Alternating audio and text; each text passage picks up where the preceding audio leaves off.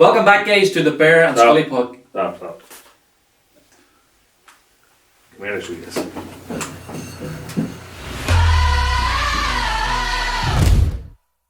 Welcome to Bear and Scully Live. A night of entertainment. It's going to be Bingo Loco meets Art and Deck. There's going to be holiday giveaways. There's going to be good crack. There's going to be dancing. There's drinks. Get your ticket now. Ladies and gents, this is the moment you've waited for.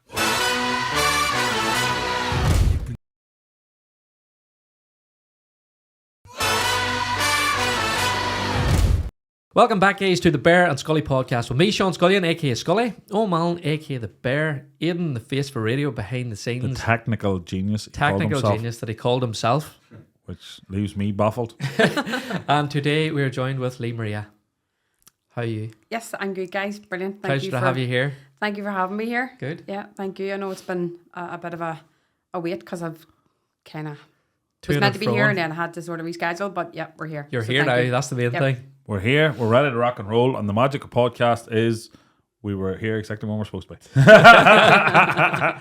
So thank you very much. Is it Lee Maria or Lee? Lee Maria is fine if you Perfect, can. If perfect. you can remember that. I can. Cool.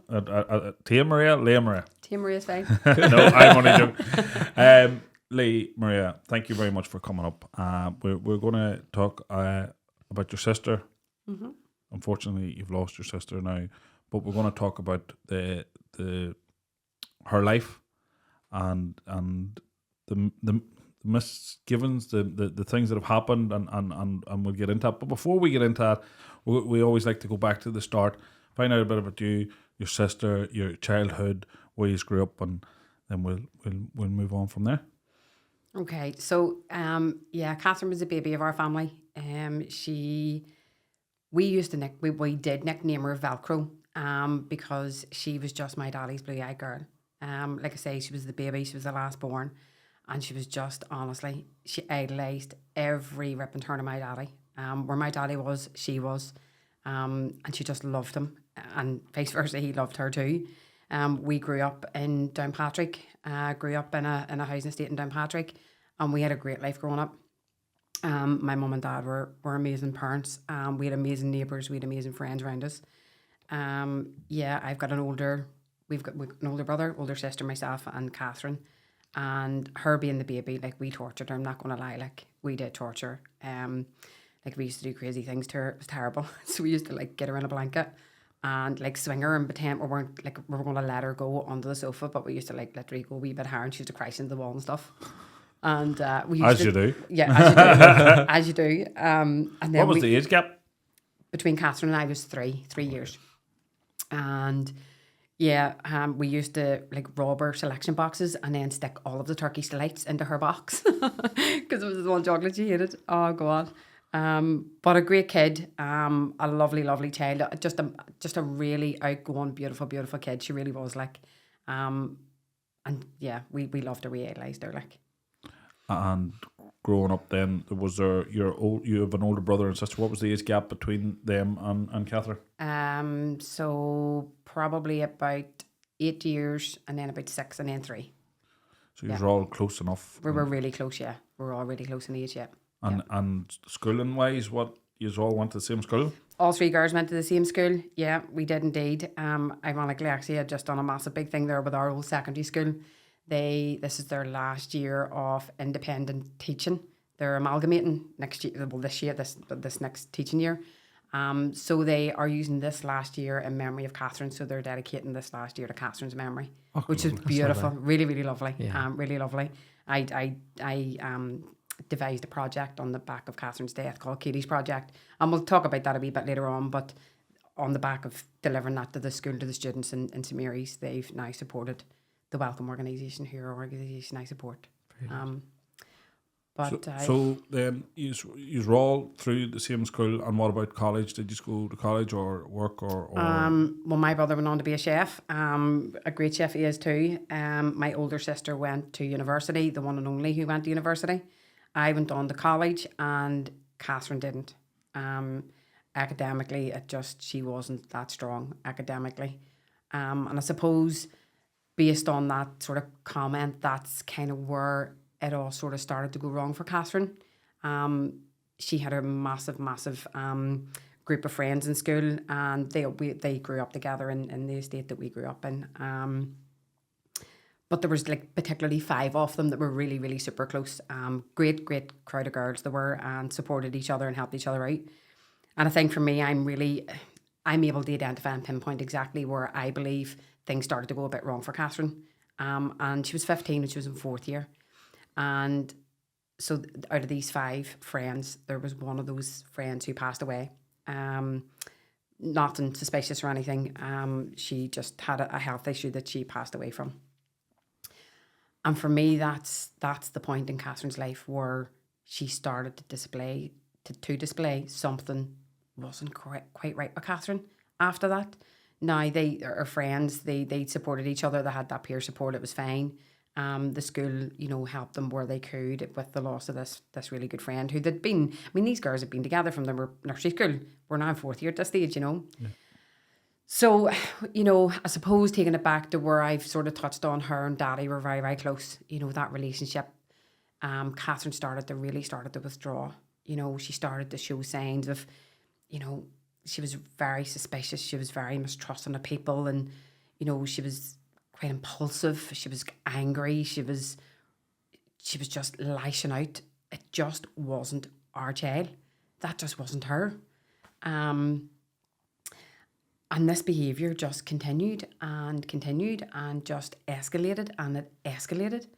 And she was kind of off the scale. But no one kind of took a step back and was like, hang on a second. We know this girl. We know her sisters. We know her brother. We know her mum and dad. We know the family she's come from. What's happening here? Something's just not ringing true. And that, for us back then, and I know I'm working back 23, 24 years here, guys. I know that. I understand that. And mental health at that point was definitely not talked about. It wasn't discussed. It just wasn't. Did we know anything more than what we know today about mental health? I would hope so. But yeah, it was very evident there was something wrong with Catherine's mental health at that point. In what way what signs was she displaying? What was she doing, in her behaviour? Obviously, it sounds very much. Is this more a hindsight with more knowledge now of the situation and studying it? You're seeing these, or at the time were you like, she's just going through a phase and this has happened to her friend? Or what way did she start spiralling, as you were saying?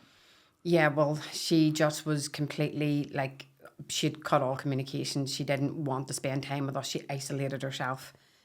She was like going out and not coming home for days on end.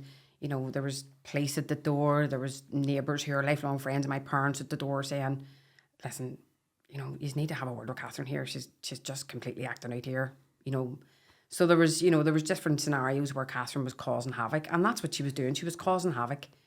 And I suppose to address the question on is that, did we realise what was happening back then? No, we didn't. But we weren't medically trained to understand or to work out what these symptoms and what these signs were. What was going on with her? My brother, my older sister and I were perfectly normal people, but yet this kid was completely off the rails, and we didn't know. And I think the sad part about all of that, sort of seeing her behaviour and watching her behaviour, was that society gave her a label at that point in her life. She was the bad kid. She was the kid that just wanted to cause havoc. She was the kid that didn't care. When in actual fact, she didn't know what was wrong with her. And it was only later in life, which we'll touch on as well, that we then understood all of this, finally. So she literally got through from her early teens. And in her early teens, I kind of need to, I always try and make this quite clear, me talking about this and me raising awareness about this isn't me pointing fingers or proportioning blame to anybody about what had happened to Catherine and about where Catherine was kind of let down. For me, it was always about trying to understand what could have helped that situation. Where was the support for us in order to help that situation? And there wasn't any back then, and that's okay. We understand that, and there wasn't any. But as Catherine went through, her later years, in 2004, so we've gotten from 1987 to 2004, and she, her life was just manic at this point. And I mean, her life is manic. In what way? In that she was just self-harming. She was trying to take her own life on multiple occasions. She just completely shut down from the world. And that poor kid had no idea. And what about substances? Did she turn to any substances? Very, very soon after this initial trauma in her life of losing her friend, substance abuse and alcohol abuse came very quickly after that. Came very, very quickly after that. And then we're thinking to yourself, so is it just that she has an addiction to alcohol and drugs? But that was quite evident later on that wasn't why she was taking alcohol and why she was taking drugs. We always see that it tends to be the secondary cause of the main issue was the mask. It's a coping mechanism.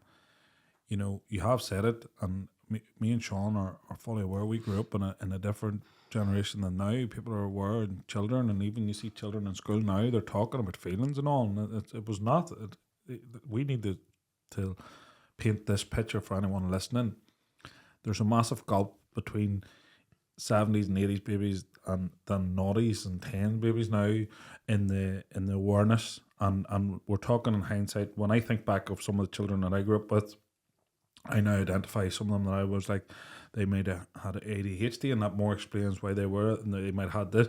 You're more aware of it, but not at the time you're aware of it. You just think they're a bad one, they're a messer, they're the black sheep, and that is, as you say, that label comes and then it becomes self-fulfilling prophecy where they get this title and they might as well play to it. And they do become that. They become that label. Catherine was very evident of that. She became that label because what that label done to Catherine was it literally, it had taken away her self-worth. It had taken away her love for herself, and she didn't believe in herself. And the problem with that is because she didn't understand what was going on in her own head. Her demons tormented her. Her demons tormented her, tortured her. She used alcohol and she used drugs to basically, to shut those demons up. And that's what she done. And that's what a lot of people do. A lot of people do that. Like, I work with some of the most vulnerable women in Northern Ireland. And that's what they do because it's their coping mechanism, because they can't cope. I remember, I remember one time, Catherine had tried to take her own life and she had cut her wrists. And I remember her ringing me. And we had brought her up to where we live, and we got a wee house not far from us. And I remember her ringing me this morning and saying, "Lee Maria, I need your help. So I went round and she had cut her wrists open. And I remember I rang the GP, and the GP said to me, "You need to ring the community crisis team. They need to come out and assess her." And I grand, okay, so rang them. And I remember this, I'll never forget this. And I actually tell our student nurses in Queens this as well, especially the guys who are in that mental health capacity area. I remember this one guy sitting down, and this guy said to her, "Catherine, are you depressed because you drink? Or do you drink because you're depressed?" And she said that she was depressed because she drank. And them two guys got up and left me with that child and basically said, "Stop drinking." And they left me with her. Her wrists are cut right open. And I'm sat with this kid going, what do I do with this? And I'm talking, she's only 8 years dead next month, God rest her. I'm talking maybe 12 years ago. That wasn't that long ago. When she was doing this to herself, and that was the attitude then. Thankfully I get the opportunity to share that story with our nursing students now in Queens, and they now are aware of that, and that's going to help them, in the future whenever they're qualified nurses, how to deal with a situation like that, but I've never forgotten that. I thought that was terrible. It was bad enough that she hadn't had any support. I'm not saying she didn't have any support when she was older in life. She did. There's no doubt about that. She did. But for me, it was too little too late. See through all that, obviously her friend passing, and then obviously say she rebelled, turned against everybody or whatever way it was, and then the drink and alcohol. So around all that, you're saying that there was no help there, but what was people going to be looking for? We're talking about mental health so much in this. So what was it in Catherine's mental health that was going on with her at that stage? I'm going to get to that, and it'll Yeah. make perfect sense. So in 2008, so remember the word I used, Velcro, were her and Daddy. So Catherine lived at home with my mum and dad, and we were all up and away and married. And in 2008, my daddy died at home. He had lung cancer, and Catherine found my daddy dead. And then 18 months later, my mummy dies. So we've got the first trauma of her friend, and then we've got the trauma of daddy, and then we've got the trauma of mummy. And all of these things are just compounding and compounding and compounding the issue. And then in 2011, when she was 28 years of age, she was diagnosed with an emotionally unstable personality disorder, which is the most complex mental health issue that you can be diagnosed with. And all of those signs and all of those symptoms back when she was 15, the impulsivity, the anger, the rage, the mistrusting, the suspiciousness, all of that was there then. And it was that one trauma, that first trauma of her friend, kicked that off. Sorry, what was the diagnosis? Emotionally unstable personality disorder. I'm not aware of that, but I would. Can you explain it more? Tell me in a layman's terms, where I'm understanding that, and I'm understanding the mental health, the complexities of it. But just that diagnosis is something I didn't hear, but it seemed to me all the way through that there was like a traumatic stress disorder, but it has been compounded with multiple.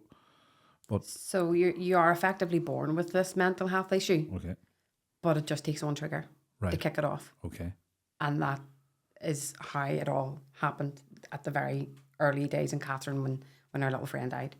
And that's exactly if you look at all the signs and symptoms of it, she started to present with that.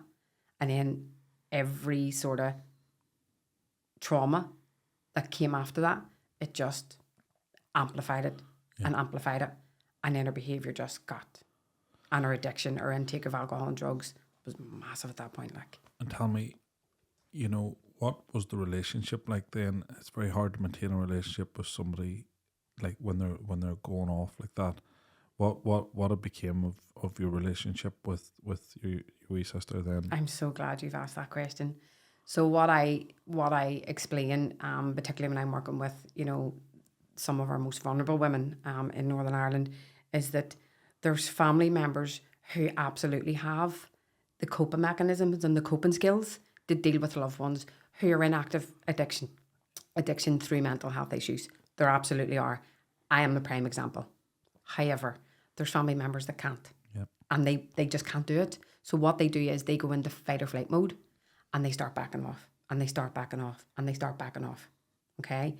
And the ripple effect that has on families is horrendous. It is horrendous. The impact of that. For me, I was very, very lucky that I am a very strong person, and I never, ever, ever, ever once turned my back on her. I never once. She knew that I loved her, and she knew that I was always there for her, and I was always there for her.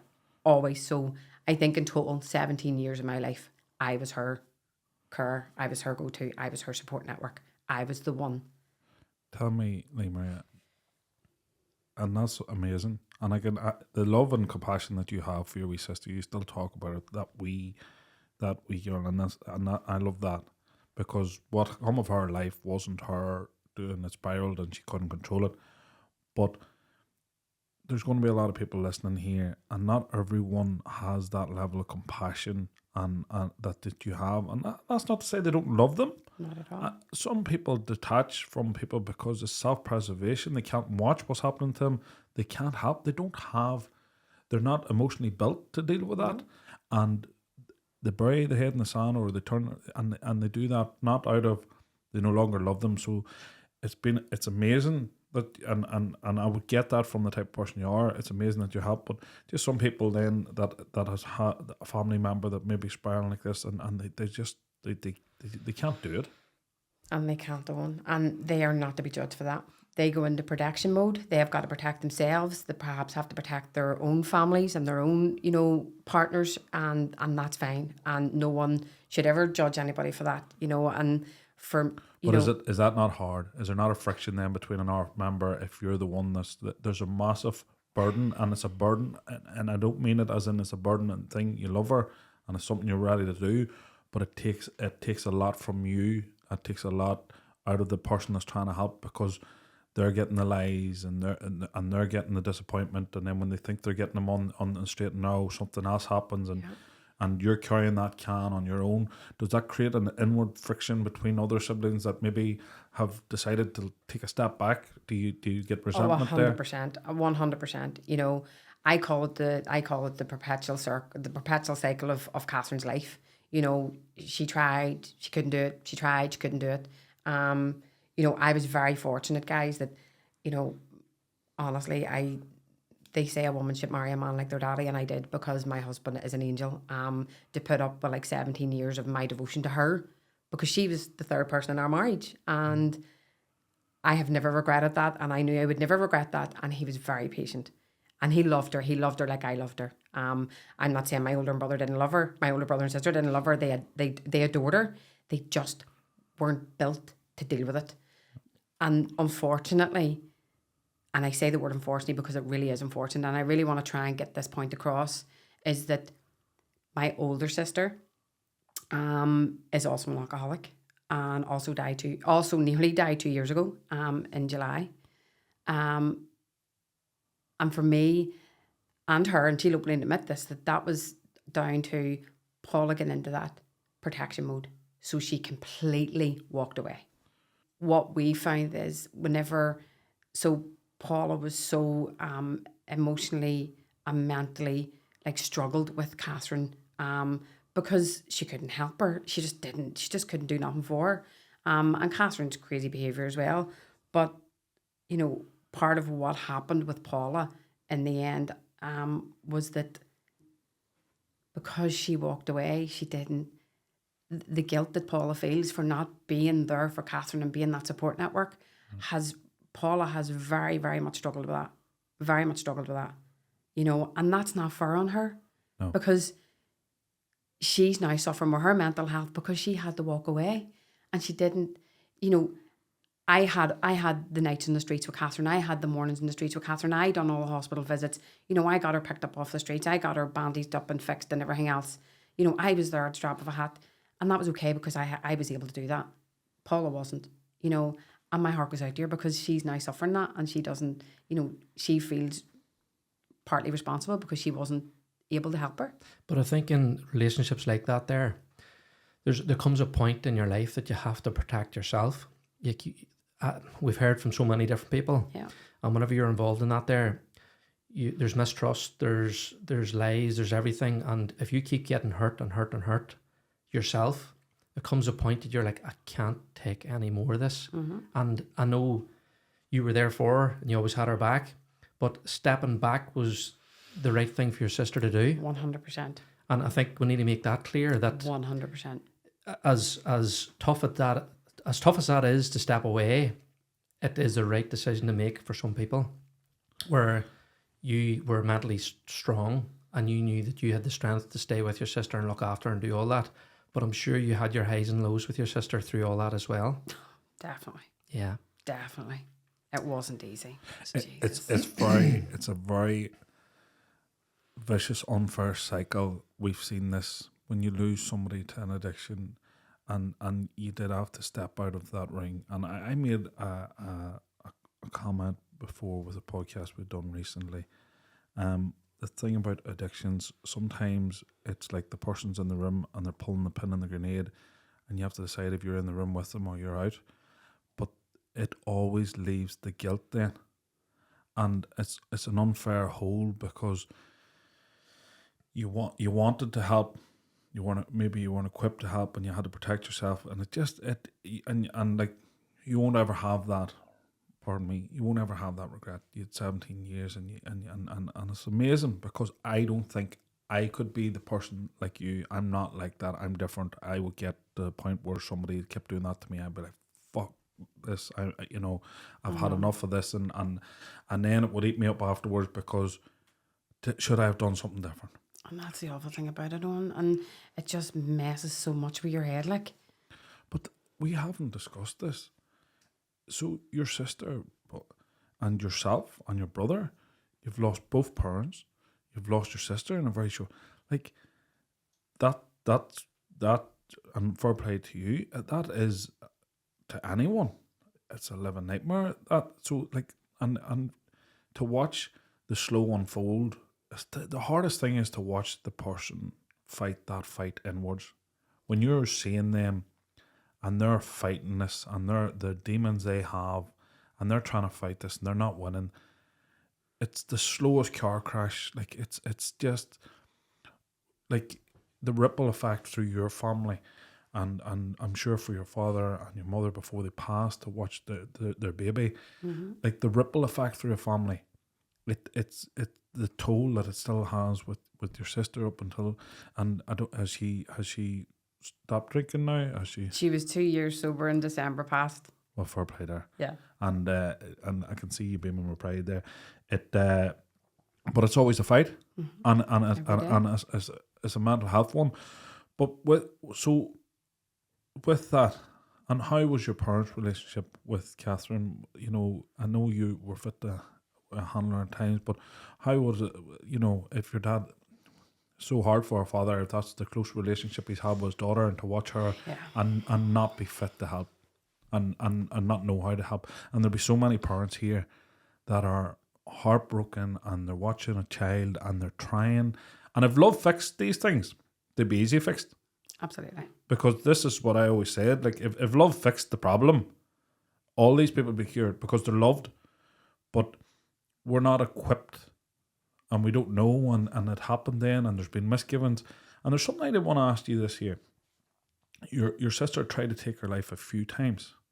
Do you think the mental health team and the way they respond to somebody that had multiple attempts changes, that their level of compassion diminishes because it wasn't the first? If it's the first time, maybe we can help them, but if it happens a few times, do you think they'd be a bit more blasé? I know that's a very loose term, but the way they spoke to you, the way they said that and just left after, do you think sometimes they see a record? Because we have spoke to a few people about this and they said that, do you think sometimes they say, oh, this isn't the first time, and then their mindset changes? That, yeah, because they're good at saying that, oh, this is just a cry for help. This is just a cry for help. But is it a cry for help? You know. If you're cutting your wrists, it's a very extreme cry for help. Absolutely. Absolutely. And like, I suppose for you living in them eggshells, you know, knowing that this is multiple times and thing, but what when it really spiraled and then she was on the streets, what way was that, and what? Oh God, that was so tough. That was so tough. So she effectively became homeless on the 19th of March 2015. Her life, there was mitigating circumstances, which we'll not talk about, but yeah, that was self-destruct at its absolute maximum impact. And oh God, love her poor life. And you know, I think out of all of that, and even through that whole journey, whether on the streets, living on the streets and living homeless, she never wanted us in that environment with her. She never wanted us to see her like that. God love her, she really didn't, like. And I used to, it's quite strange talking about it now, but like I used to be sad about to eat my dinner, and I used to get this gut feeling in my stomach, and I go, I have to go. And my husband's going, Lee Maria, eat your dinner, and I'm like, I have to go. And I used to get this feeling that could have happened to me at any time of the day. Like I had seen me getting out of my bed at 1 o'clock in the morning, going to the streets in Belfast, looking for her, finding her. No, just now I know she's fine. Back home, shower, change, child ready for school, and away to work. That was my life for 11 months, 12 months actually. Exactly 12 months. And she, honestly, guys, she had been assaulted. She had been attacked. At one point, she was so badly, brutally beaten. She had like 28 staple stitches down her forehead by the time we'd gotten her treatment in the hospital. She was just like, why anybody had to live that life is just, yeah. God love her. And she was good as gold. The Christmas before she died, my sister-in-law and I went down and took loads of stuff for the shop, or we bought her loads of stuff for our wee Christmas presents and stuff. And we had bought her a coat, and she fucking gave it to the homeless person beside her. She just went, here, I don't need that, and just give it to the homeless person beside her. And I'm like, Catherine, really, that was for you? And she went, she needs it more. Right. She had a massive heart. And it's testament because, you know, I'm okay to say this, like she was in and out of Haybank, young offenders, over the course of a couple of years. And, you know, I do a bit of work with the, like I say, the women there as well. And even the staff would attest to that. You know, she was just a great kid. She was just an amazing kid, like, and she just was dealt a shit hand in life, like. Well, can I ask you a question? Obviously, your sister was diagnosed then. Mm-hmm. But at that point, what was the help there? Was it medication? Was it trying to get her to go and speak to somebody for help? Like, what was there any help at that stage? So she was 28 years of age at that stage, Sean. So the sheer complexity and need was far greater than anything you could ever imagine. Her mental health was completely off the scale. Her addiction to alcohol and her addiction to drugs was huge. Okay, so they try to, you know, what's more important? Do we fix the addiction or do we tackle the root cause? What's the trauma? What's causing the addiction? You know, when they talk about, yeah, get sober. But hang on a wee second. You're never going to be able to get someone sober or clean off drugs until you actually determine why are they there in the first place. They're not there for no reason. Like my sister most certainly wasn't there because she thought it was good crack. She was there because her mind was so messed up that she couldn't live a normal life like you and I. She just couldn't. You know, so get to the root cause of that and then look at that. You know, and for me that's... But can I ask a question? And I get that. And this is like the chicken or the egg here. How do you get to the root cause if they're on alcohol or they're on drugs? You know, and I know what you're saying. If, you know, instead of treating the secondary problem, we need to move to the... But how, when that's maybe clouding the judgment or making them, you know, their behaviour, you know, and incoherent, and it's so hard at that point because trying to treat the addiction to then treat why you're addicted, or do we do it the reverse order? I don't know. I'm not a specialist. I don't know the best way to approach that, but I do understand that for a lot of people, their frustration was you're not addressing, you're kicking the can down the road here. You're not addressing the major issue. But while she was on drinking alcohol, would that have been a possibility to get through to make a breakthrough in that? Or Absolutely not. Absolutely not. And that's why I do some work with an organisation in Belfast. And one of the campaigns that we're on at the minute is that we want to try and get a dual diagnosis centre made available in Belfast. Because if you've got the dual diagnosed specialists within the same building, then you've got a half a chance. You know, you can tackle one or tackle the other, you know, but that's kind of, you have to tackle both together. And that's really important. You know, that's really important. What do you call this organisation you work with? Oh, the People's Kitchen. The People's Kitchen. Yeah, the People's Kitchen. I do a lot of work in their campaigns. We've just done Empty Shoes, Lost Lives campaign. So in 2021, there was 212 people died in the streets of Belfast. On Stormont. Yeah. And then the one before that was Enough.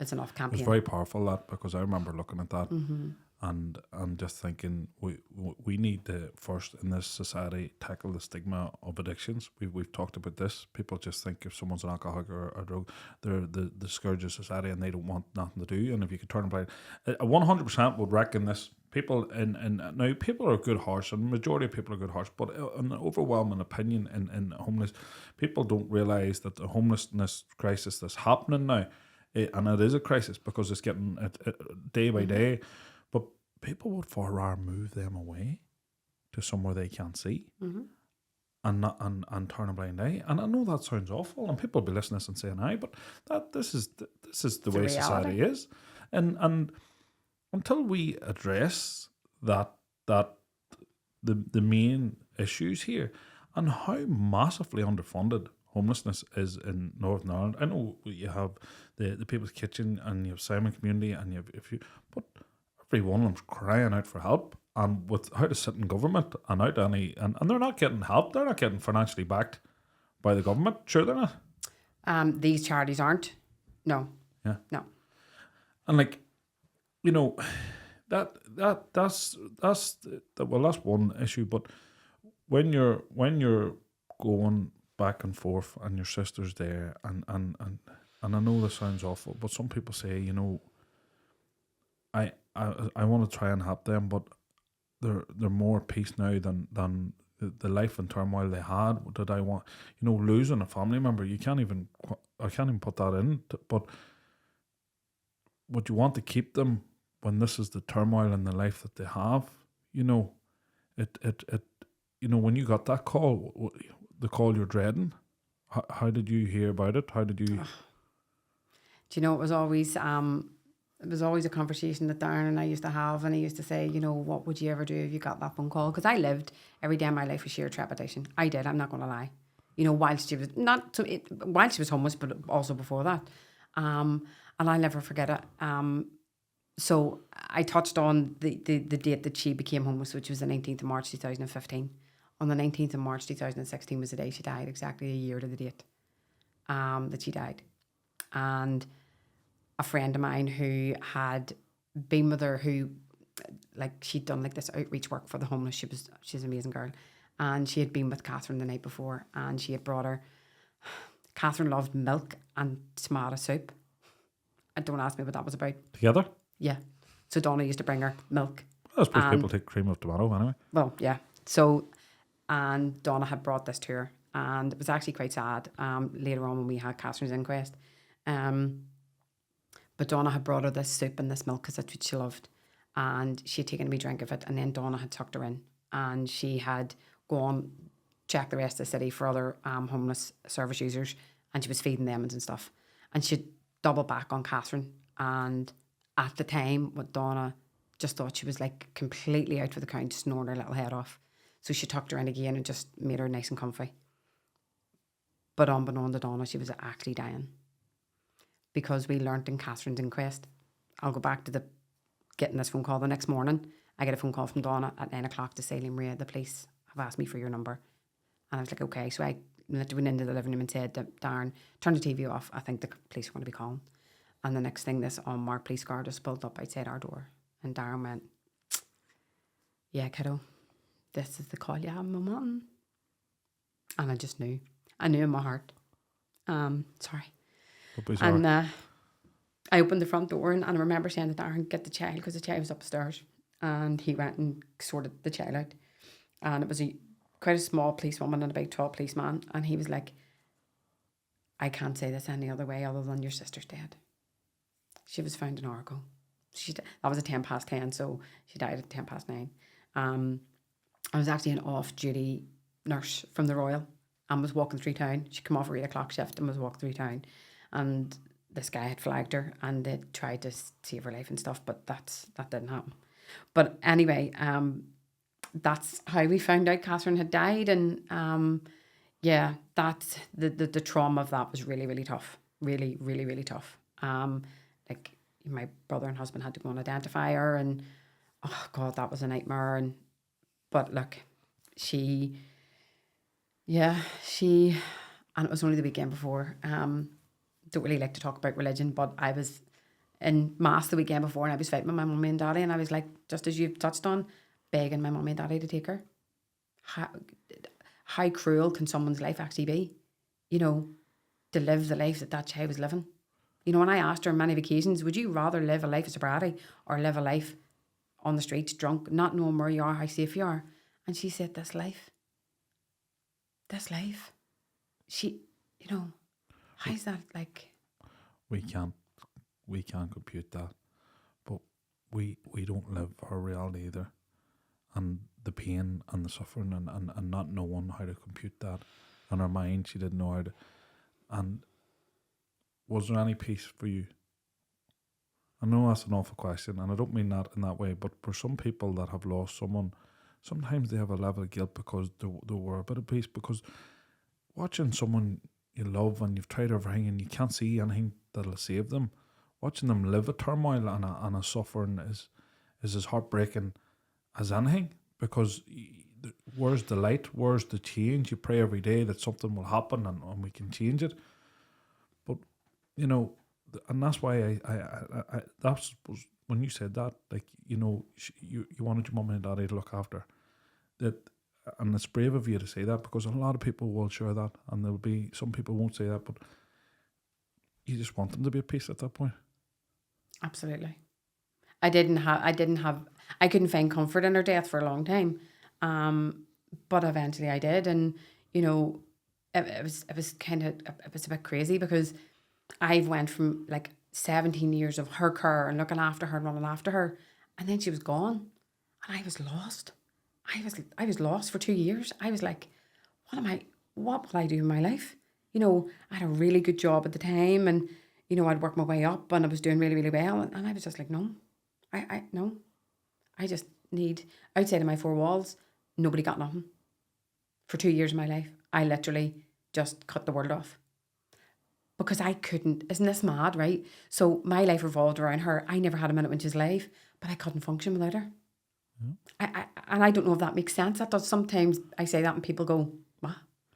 But you're that nurturing type, and your purpose was to care for her and to love her, and because where she wasn't caring for herself and giving herself the love that where you felt you had to step in and do that, and then it's been taken away. So it's that purpose. But now the legacy of Catherine isn't there. It hasn't ended there. You're now going on to help people to do things, that do these talks in schools. And then we touched on that you have the foundation. But just before we move on to that, and I think this is important for people to take time for themselves, you then have to have time for yourself and your mental health. You've lost your baby sister. You've lost your mother and father. Was there time there then you had to just sit back and take care of yourself? I did. I did for those 2 years. I think for me, through all of that, and through, you know, having that responsibility, and that sounds really bad. She wasn't my responsibility. She wasn't my child, but she was just, yeah. I think for me, the sad part of all of that, and all of that support and all of that time I spent with her, and all of the external agencies that I tried to, you know, engage with to help her and everything else, you know, out of all of that, I didn't get to say goodbye to her. And that hurts still.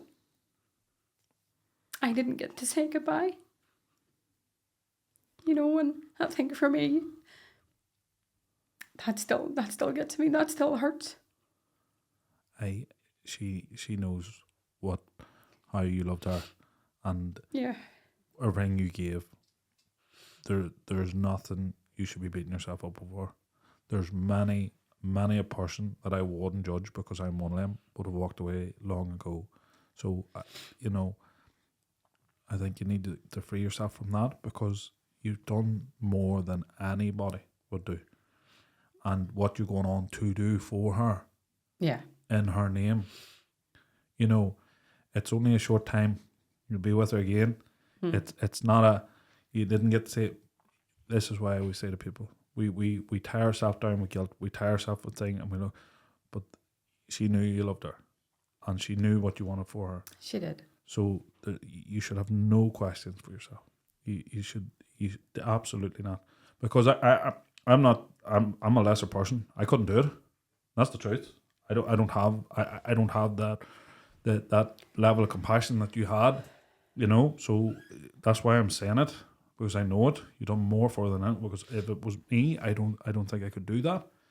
But that's the difference, and this is the hard thing. But I want to ask you, because I want to see the talk about the legacy as one-on-one. But I think it is important for people out there that are in the similar position or were in the same position, and realize that there's always things. But do you think, if at the very start, if we could have identified her mental health and the problems she was at the very start, before the spiral, before it was compounded, you know, and this is one I want, because sometimes people are like, I don't think we could have helped. I don't think there was options. But do you think there would have been options if she had received her diagnosis early on when she lost her wee friend, and you know, for mental health, from things we can learn for mental health and for people understanding that. Do you think there was that?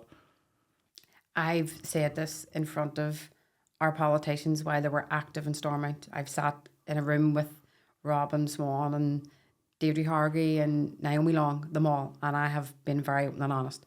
Had Catherine's mental health issues been identified, managed and taken care of at a very early age, I have no doubt in my mind Catherine would still be alive today. Well, I think there's the mark in society that we need to improve on. We need to be these people that are vulnerable and need that help early on. Need to, and that's something in young ones.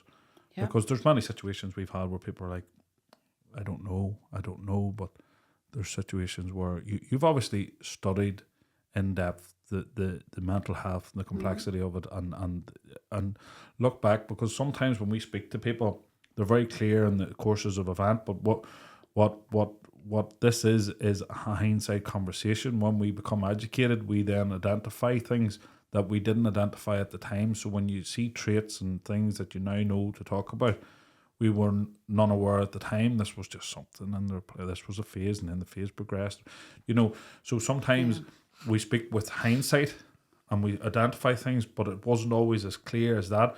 But going forward for our society now is to identify them things as it is. If you see somebody and they've lost somebody and they're not talking to someone, or they're not in a group of friends, or there's certain wee traits they're starting to play, there is, and sometimes we hear there's your sister was failed, and I know you're not bashing the mental health service as much as I probably would be. I would be angry, and I would say you probably went through that cycle where you're angry and they got that, and now, but proactively, you know, setting up better identifying points and people talking. And I think it's great that people talk. Sometimes I think they talk too much about it. Sometimes I think we're making people weak because we talk too much shit about it. But the only thing with it is, it sounds like it's very complex mental health, that, you know, what she was diagnosed with. Oh yeah.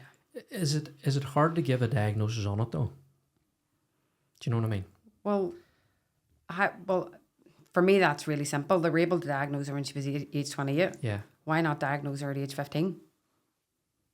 She had it now, then. some of these mental conditions are not 20 years old and 30 years old, and like I'm only asking the question because I'm like, only, some mental health diagnoses are very hard to spot, but that's the only reason I'm asking. Why did it take till 28 years of age? Was it something that was hard to spot, or like why did it take so long? Do you know when I found out about her mental health diagnosis at her inquest? I didn't even know she had one. At her inquest. Yeah. That our coroner of Northern Ireland held on the back of her death because we couldn't get a cause of death. And it was then, when I was given that report, that I'd learned about this diagnosis. And what did that feel like to know that? Was there some comfort in that when you did it make things clear for you? It made things clearer, but it didn't give me any comfort. It didn't bring me any comfort. Oh, I know. You know, there was clearly something wrong with the child, and you know, and then, you know, way later on in life, whenever that diagnosis and stuff came about, guys, be under no illusion, she had all the help and all the support that could have been given to her. But that's not when she needed it. Too late. It was too late. She needed it then, not now, because the sheer complexity they needed at this point in her life was so massive. You know, she was so destroyed by her mental health, and the addiction was just too great. You know, and that's why, you know, I just want to always try and make sure that, you know, that early intervention for me is key to, you know, mitigating and hopefully eradicating that end result of, you know, that perpetual cycle of homelessness and addiction and in and out of prison. And, you know, I think that can change that, you know, and I believe that wholeheartedly. No, and I get that, and I do believe that, because it just seems, you ever see them, like, where the parallels of life where you see them change and you know, the trajectory on your life and your mental health where it changes, and people can always go back till nearly points where it changed, and if at that point, you know, we've met a lot of people that have maybe had addictions and they've received help, and they were like, if I had spoke to the person I spoke to now at that point, it would have helped so much more. So I'm 100% convinced you're right. What is now? What now? You've set up the foundation or Katie's Project. Yeah, Katie's Project. Yeah. So Katie's Project is, like I've just touched on, it's early intervention into youth mental health. And the initiative is like the initiative is that, but for me, the objectives, particularly within our education system, the first objective is to create a safe space. Let's create a safe space for our young people, because our young people have massive feelings, and for me, our young people will show us before they tell us that there's something wrong. Their behaviours, how they present, different, as you talked about, traits that aren't normal for them, and this is what I tell, our kids in school, you're with each other every single day. If anybody's going to notice us, it's you, so instead of, judging and maybe slightly bullying or whatever, support and encourage each other, ask that question. The one thing that I have that shines through, I think, out of everything, is that compassion. Just have a bit of empathy and a bit of compassion about you, and that goes so far. But yeah, so and very quickly, the objective is create a safe space, build the trust and remove the stigma. That's the 3 objectives to the initiative. And is this like a peer where you're educating children to peer support each other, where they can identify, or is this to educate the teachers that they can, or a collective? Both, basically both. Yeah. So I've been lucky enough that I've managed to cover a few of our secondary schools in Northern Ireland now with it. It has been received really well. Feedback's really positive. And it's just, it's about just helping these kids understand that, there's repercussions to, saying the wrong thing or doing the wrong thing. Just keep an eye on each other and just support each other. And no matter what, don't fucking take drugs. No, 100%. I think that'll be the slogan of the show. Yeah. Don't fucking take drugs. Please don't take drugs. Look, listen, that's why I asked you early on about this. So since we know that when people are struggling, that they look for escapism and coping as mechanisms, and the 2 standard seem to be alcohol and drugs. Mm-hmm. And that's why we're talking about that. But I love that idea that, you're going into school, because if you come in and spoke to me and the compassion and the loss that I know you suffered, I would be like, this is just an asshole here, paid to come around here and do this here.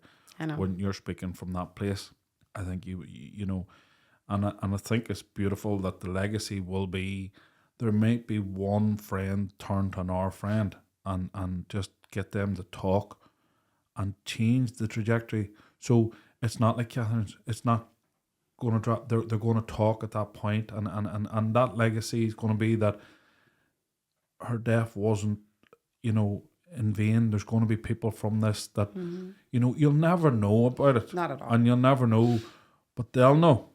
And that's okay.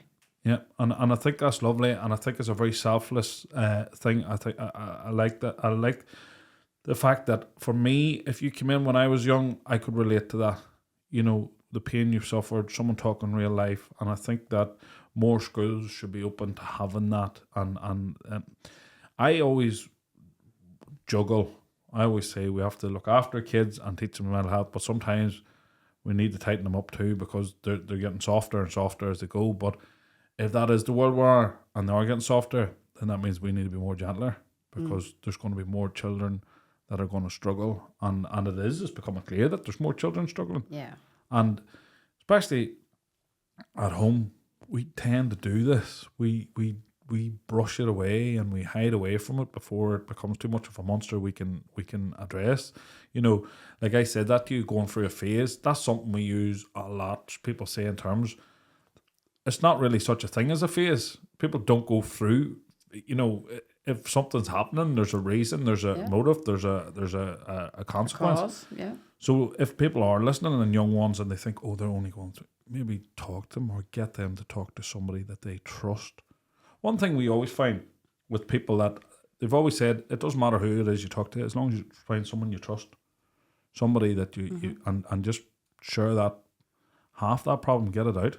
And that's exactly it. And one of the big things that I kind of had pushed for, I was lucky enough to get a sit down with Siobhan O'Neill, who's our mental health champion in Northern Ireland. And I had sort of had this sort of environment. We're talking about Catherine, and you know, she was the first person, I think, out of all of the sort of scenarios that I've been in, that she'd actually said to me, "Tell me about her from your very first memory." And it was just a lovely conversation. But for me, you know, especially within the school setting and that post-primary setting, it's all right having counsellors in that school, because every school has a pastoral care department. We know that, and they have counsellors, and that's okay. Don't make a kid walk up that corridor during school hours. I didn't even know Come we on. had when I went to school. And I I'm not that old, like Yeah. that Well. that you know, I didn't get water out of Yeah. a well, but like what I mean is there is a massive change. So we can't always knock. There is a change now, and there is more of an emphasis, but it doesn't hurt to do that. What is your goal now? What is your aim? To reach as many schools, or till That would be massive for me. I would love to be able to present Katie's project to every single student, year 12, 13, 14, throughout Northern Ireland. I would love that. And is this your is this what you're doing now? Is this, I can see obviously it's your passion. And you know, one thing I really enjoyed about this pod was we've touched this, and it's a similar to one thing I said. Sometimes when we lose somebody in them circumstances, we remember the death and not the life. But when we started this pod, the light and the love and the passion that you have for your wee sister, it just burns through that. And I think that's always, to anyone that's struggling at the minute, you know, try and go past the bad times. Try and remember that and hold them there, because they always were that wee kid. They just had life happen to them. And that's the sad reality that it is. You know, when you said she gave away, you know, she was good-hearted. Honestly. And this going on. But now, is this your passion? Is this what you want to do full-time? Is this what you're doing full-time? Or No. I have a full-time job. So anything I do in my own free time, or I just use my annual leave days to do this. It's a nightmare trying to manage it all. But there is a wonderful service in Belfast now. I've been lobbying and sort of campaigning for additional services for particularly our women, our vulnerable women in Northern Ireland.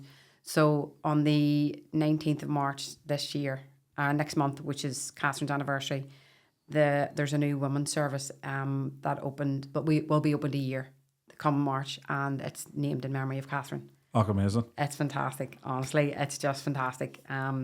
Yeah, so it opened last March on her anniversary, on her 7th anniversary, and it's a 10-bed full-time accommodation for some of our most complex needy And women in where is Ireland. that? Belfast is all I can tell you.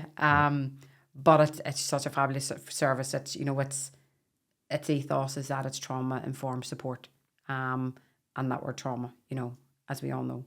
Funded by the Housing Executive, ran by the Welcome Organisation in Belfast. Fabulous accommodation. 10 beds, 10 rooms, 10 women can go in there.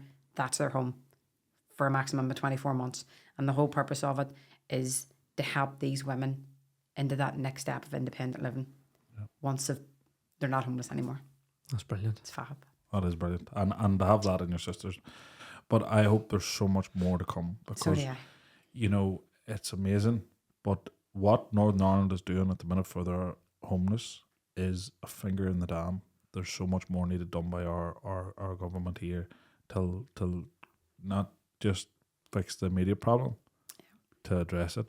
And what the other thing as well is what they need to look at is that you've got family liaison within the PSNI, within the prison service, within you know, whatever other services out there, but there's no family liaison for someone who has a loved one who is actively homeless on the streets. There's no support for the family members at all. There's just no support. Yeah. So people don't know how to handle it. They don't know how to deal with it. And I think that's massively important. I think that's something that Storm might need to look at as well. See, for me, and I have to be honest with this the naivety of me, we live in a rural country town, you know. It's not to say there aren't people homeless. There are. I don't see it in the. But this is where living up in the sticks, and people joke about us up here. as young as I wouldn't, now obviously I'm more educated and become more aware of this, but I would have been like, people just assume this now, and I'm not saying this because this is an ignorant point of view that I used to have.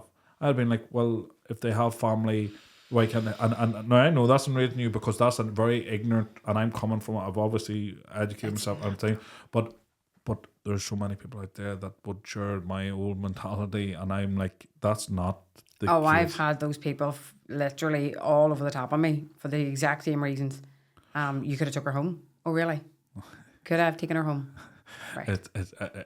And you know what it is when I think about that, but I'm saying that when I think about that, I realise how stupid that was. And listen, it's not the only stupid ignorant thought I used to have, and I had all these thoughts around what mental health was, I had all these thoughts around what suicide meant, I had all these thoughts around, and the older I got, the more I know I don't know. And that's what I was saying. I like that you said that because I want people to understand that there needs to be support, because they think that this is just the way this is, and why would they need to, when there's so many people out there hurting too. Yeah. So no, I want to thank you very much for coming up. Thank you so much, guys. And I'm sorry if we asked you a load of stupid questions. You didn't ask me no stupid questions at all. But you know, as we move on this journey in the podcast, and it's become something we're raising, this is definitely a topic we want to get out there and think. But I just want to finish up saying I think what you're doing in your sister's memory is amazing. So far, Bradley. Thank you so much. Thank you so much. Thank you very much. Thanks, Sean.